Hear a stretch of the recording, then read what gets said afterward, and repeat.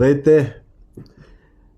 Усмихвам се, защото днес поредна социологическа агенция даде 3.8 на меч подкрепа и включва в своите социологически проучвания Краси Каракачанов, Мая Манолова, сигурно и Цар Киро утре ще включи, но относно социологиите, днес съм поканил в офиса на меч собственика на тази агенция да го попитам защо отново лъжат, че ще имаме 3,8, като ще имаме много повече.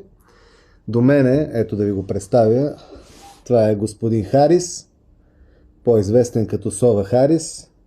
От когато е дошъл тук все мълчи и искам да го питам: ти защо лъжеш, бе? Защо лъжеш? И ти се превърна в един лъжец. Меч на изборите ще има много по-висок резултат. Защо лъжеш ти? Защо лъжеш ти? Така че, приятели, не вярвайте на фалшиви сови, измислени герои. Не вярвайте на проектите на Орлин Алексиев, които са на терен отново, за да ви излъжат. Вярвайте на тези, които са били последователни.